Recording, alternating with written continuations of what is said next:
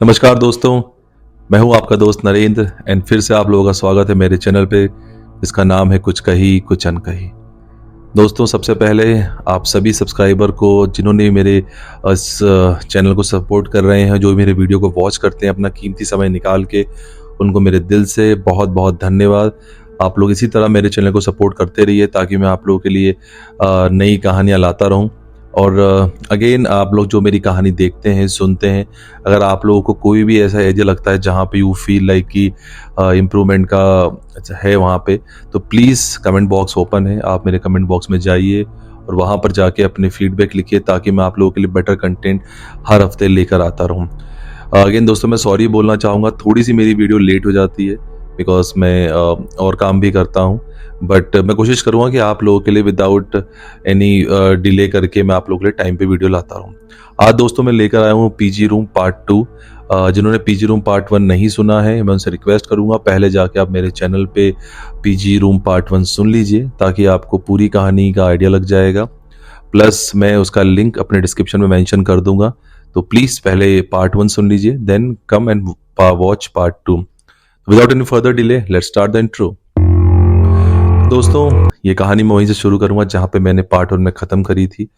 तो ये कहानी मनोज और अजय की है, जो कि एक कॉलेज के स्टूडेंट हैं और एक पीजी रूम में रहते हैं। उनकी लैंडलेडी उनके नीचे रहती है और उनका एक नौकर जिसका नाम छोटू है, और ऊपर सेकंड फ्लोर पे एक रूम बना हुआ है जहाँ पे उनके सीनियर विजय भैया रहते हैं। तो अभी कुछ दिन पहले ही ये दोनों ने एक ऐसी घटना एक्सपीरियंस करी जो इन्होंने कभी नहीं की थी, जिसमें इनकी लैंडलेडी के साथ जो इनका नौकर है छोटू, उसको एक अजीब सा अटैक आया था। उसने कुछ एक पैरानॉर्मल कुछ फील करा और जिस कारण वो काफ़ी बेहोश था, काफ़ी कुछ उसके एक्सप्रेशन अलग थे। पर वो जो ओवरऑल माहौल था वो मनोज और अजय को काफ़ी डरा दिया था उस माहौल ने। पर जैसे जैसे करके दोनों इस चीज़ से ओवरकम हो पाए थे। पर उस रात सब कुछ बदला जब मनोज अपने रूम में था। वो काफ़ी उसी चीज़ के बारे में सोच रहा था बिकॉज वो ऐसा इंसिडेंट था जो वो भूल नहीं पाया था। मनोज ने हवा लेने के लिए अपनी खिड़की खोली और उसने देखा कि सामने एक लाश जल रही है। वो काफ़ी हैरान हुआ क्योंकि इतनी रात कोई लाश जल रही है, पर उसने सोचा कि ठीक है, ज़िंदगी और मौत का तो कोई भरोसा नहीं, कभी भी कुछ भी हो सकता है। पर अचानक उसने वहाँ पे देखा कि वहाँ पे कोई और लोग नहीं थे। वहाँ पे सिर्फ एक छोटा सा बच्चा लाश की तरफ मुंह करके खड़ा हुआ था। उसको देख के मनोज को काफ़ी हैरानी हुई कि एक छोटा सा बच्चा इतनी रात को एक लाश के पास खड़ा हुआ है। पर ये सोचते सोचते उसने ये देखा कि उस बच्चे का फेस अचानक मुड़ा और वो मनोज को देखने लग गया। ये देख के मनोज को काफ़ी हैरानी हुई। वो बच्चा उसको देखने में नॉर्मली लग रहा था, पर अचानक ही पलक झपकते से वही बच्चा उसे अपने एकदम खिड़की के पास खड़ा हुआ दिखा। उसको देख के मनोज डर गया, वो गिर गया और अचानक जब दोबारा उसने देखा तो वहाँ पे कोई नहीं था। ये देखकर मनोज डर गया था, काफ़ी डर गया था। तुरंत वो भागकर अजय के पास गया। उसने अजय के रूम का नॉक किया। अजय बाहर आया तो मनोज ने सारी उसे बात बताई। ये सुन के अजय ने कहा कि यार, यहाँ तो कुछ तो गड़बड़ है, क्यों ना हम इस पीजी को चेंज कर लें और कहीं और जगह शिफ्ट हो जाएं। ये सुन के मनोज ने कहा, यार वो तो कर सकते हैं, पर इसका रेंट काफ़ी कम है और ये कॉलेज से काफ़ी नज़दीक भी है। हम दोनों पहले भी ट्राई कर चुके हैं, यहाँ आसपास अभी कोई रूम अवेलेबल नहीं है। अगर हम ये अभी शिफ्ट करेंगे तो हमें काफ़ी दूर चल के आना पड़ेगा, क्योंकि हमारी ओवरऑल पढ़ाई को भी इम्पैक्ट करेगा। एक काम करते हैं, हो सकता है कि वो आंखों का धोखा हो। हम अभी कुछ दिन यहीं रहते हैं, मैं मानता हूँ कि शायद अब कुछ नहीं होगा। ये होने के बाद मनोज और अजय उस रात एक ही रूम में सो गए, क्योंकि दोनों ही काफ़ी डर चुके थे। पर यह किस्सा यहाँ ख़त्म नहीं होने वाला था, ये तो सिर्फ शुरुआत थी। उस दिन के बाद से हर रोज़ रात को छत पे किसी के चलने की या कूदने की आवाज़ आती थी। वो ये जानते थे कि इस समय विजय भैया तो है नहीं, आखिर छत पर कौन है। और रोज़ ये आवाज़ उनकी 11 से लेकर 2 बजे तक आती थी। ऐसा लगता था कोई ऊपर कूद रहा है। पहले उन्होंने सोचा कहीं कोई चोर तो नहीं, बट उन्होंने सोचा कि ऊपर जाने का तो कोई रास्ता ही नहीं है, सिर्फ एक रास्ता है जो कि लॉक्ड है। आखिर ऊपर कौन जा सकता है। ये सब सोच के उन्होंने सोचा कि क्यों ना ये चीज़ें उनको लैंडलेडी से शेयर करनी चाहिए। पर फिर मनोज और अजय ने सोचा कि वो ऑलरेडी काफ़ी एजेड हैं, उनको शेयर करके कोई फ़ायदा नहीं होगा। उस दिन से वो दोनों अपनी सारी खिड़कियां बंद रखते थे, अपने गेट में भी रात को लॉक लगा देते थे और दोनों एक रूम में ही बैठ के पढ़ाई करते थे। पढ़ाई तो कहाँ होनी थी, वो दोनों के दोनों रोज रात को यही देखते थे। छत पे बहुत तेज उनकी आवाजें आती थी और वो सुनते सुनते सो भी नहीं पाते थे। 2-3 बजे जब उनको नींद आती थी तब वो सोते थे। पर यह सिलसिला यहीं ख़त्म नहीं हुआ। एक रात वो दोनों रूम में पढ़ रहे थे, अचानक उनके गेट पे किसी ने नॉक किया। ये सुन के वो दोनों घबरा गए थे। इतने में मनोज की नज़र घड़ी पे गई। उसने देखा कि ये तो 1 बजे का समय है। उन्होंने सोचा आखिर 1 बजे कौन आएगा, हमें तो कोई यहाँ पे जानता भी नहीं है। पर मनोज अजय ने सोचा हो सकता है कि आंटी हो। वो दोनों चल के गेट के पास जाने ही वाले थे, अचानक ही वो नॉक नॉक की आवाज़ ठोकने में बदल गई। कोई बहुत तेज से नॉक कर रहा था, इतनी तेज से कि उनके पूरे कमरे में आवाज़ फैल रही थी। वो दोनों काफ़ी डर गए, वो दोनों कमरे में जाके छुप गए। उन्होंने सोचा अगर कोई होगा तो अभी जरूर लैंडलेडी उठ के उसको डांटेंगी, पर ऐसा हुआ नहीं। 1 घंटे तक ये आवाज़ लगातार आती रही। उसके बाद ये सब बंद हो गया और ये हर रात को शुरू हो गया। दोनों ने धीरे धीरे करके कॉलेज जाना भी बंद कर दिया। वो अपने घर से बाहर ही नहीं निकलते थे और उसी घर में रह के अपना सारा समय बिताते थे। वो अलग ही एक मेंटल ट्रॉमा से गुजर रहे थे, जिसको देखकर उनकी लैंड लेडी भी काफ़ी फिक्र में थी। एक बार उन्होंने पूछा भी मनोज अजय से कि आखिर तुम लोगों को हो क्या गया है, तुम लोग काफ़ी पतले होते जा रहे हो, कॉलेज भी नहीं जाते हो, माँ बाप के पैसे को बर्बाद कर रहे हो, पढ़ाई स्कूल क्यों नहीं, कॉलेज क्यों नहीं जाते। ये सुन के मनोज अजय ने कुछ नहीं कहा और चुपचाप खाना खा के अपने रूम में चले गए। ये देख के आंटी भी काफ़ी परेशान थी, पर वो क्या कर सकती थी क्योंकि वो कोई बच्चे तो थे नहीं, बड़े हो चुके थे। एक दिन फिर 1 बजे उनके गेट पे काफ़ी तेज नॉक हुआ, जो कि आम बात हो चुकी थी। इसे मनोज और अजय ने गेट ना खोल के बस अपने कमरे में डरते रहे। अचानक बाहर से आवाज़ आई, मनोज, अजय, गेट खोलो, मैं विजय भैया बोल रहा हूँ, जल्दी गेट खोलो, जल्दी गेट खोलो। ये सुन के मनोज अजय ने सोचा कहीं कोई और तो नहीं जो हमें कमरे के अंदर आने के लिए हमें झूठ बोल रहा है। पर जब दोनों वहाँ करीब गए, फिर से उन्होंने विजय भैया की बात सुनी और वो आवाज़ सुन के वो दोबारा अंदर आ गए। उन्होंने देखा कि विजय भैया का चेहरा बिल्कुल सफ़ेद पड़ चुका था। उन्होंने पूछा, भैया क्या हुआ, आप इतने डरे हुए क्यों? विजय भैया पहले तो चुप रहे, कुछ नहीं बोले। इतने में मनोज ने जाकर उनके लिए एक गिलास पानी लेकर आए। पानी पीने के आधे घंटे बाद उन्होंने कांपना बंद किया। फिर उन्होंने बताया कि मैं पढ़ रहा था, पढ़ते पढ़ते मेरी आंख लग गई। फिर अचानक ही मैंने ये फील करा कि कोई मेरे ऊपर बैठा हुआ है। मेरी आंख खुली तो ऊपर एक डरावनी सी औरत मेरे ऊपर बैठी हुई थी और वो मेरा गला दबा रही थी। मेरे मुंह से चीख भी नहीं निकली और मैं कुछ नहीं कर पाया। जैसे करके मैंने अपने शरीर को संभाला और मैंने ताकत लगाई और चिल्लाने की कोशिश करी, पर वो हटी नहीं। अचानक औरत पता नहीं कहाँ चली गई और मैं सीधे भाग के यहाँ आ गया। प्लीज़ आज मुझे यहीं रहने दो, मैं अभी इस घर को छोड़ दूंगा, यहाँ कुछ तो गड़बड़ है, कुछ तो गड़बड़ है।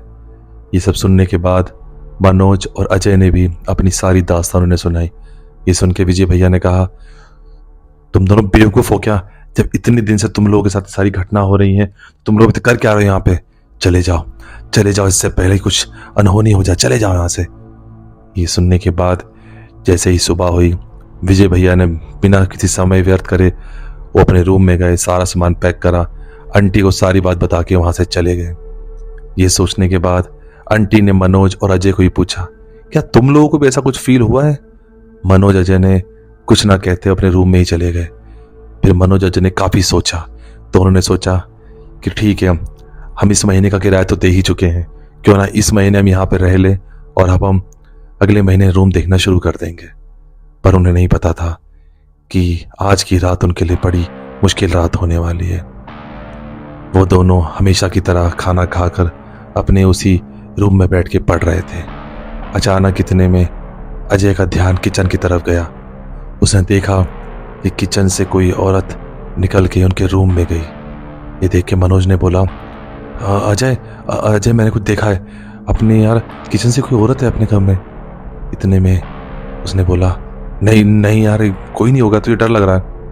उसने कहा नहीं यार मैंने देखा है।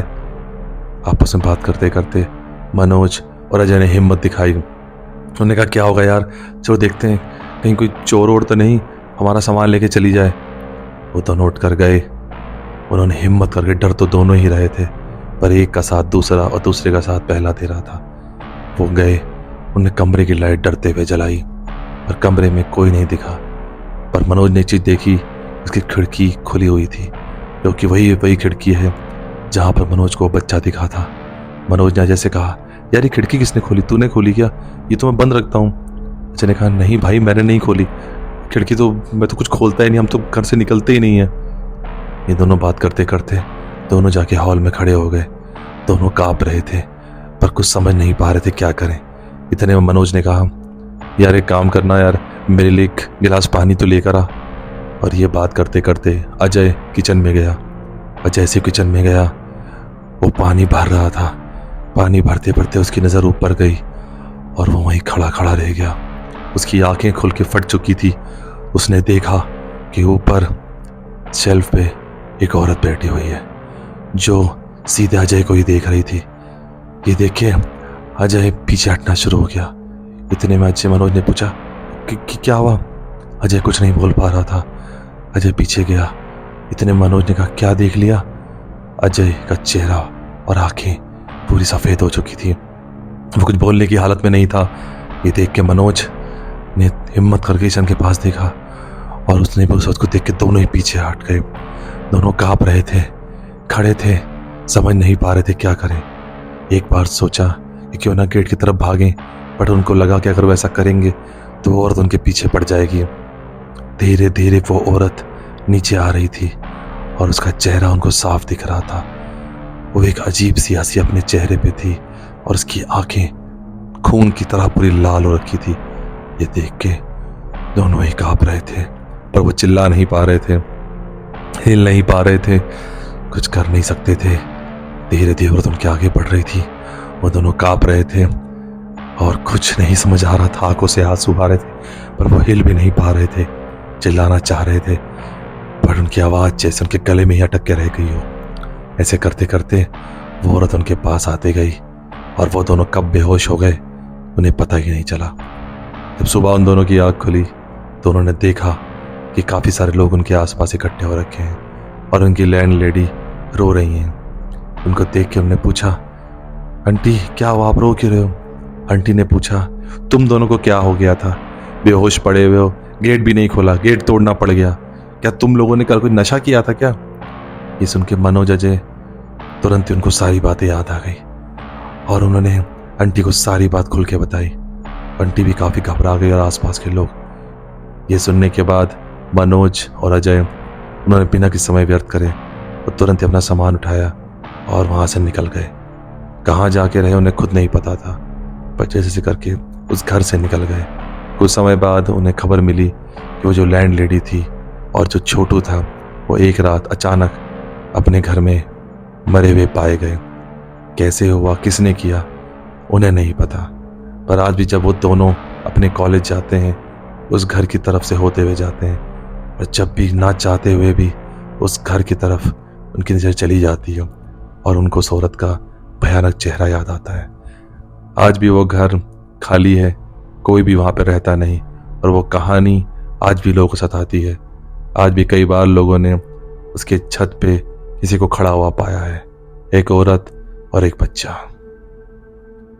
दोस्तों ये था पीजी रूम का पार्ट 2। मैं उम्मीद करता हूँ कि आप लोगों को ये कहानी पसंद आएगी, तो प्लीज़ मेरे चैनल को सब्सक्राइब करें, इस वीडियो को शेयर करें और कमेंट करें।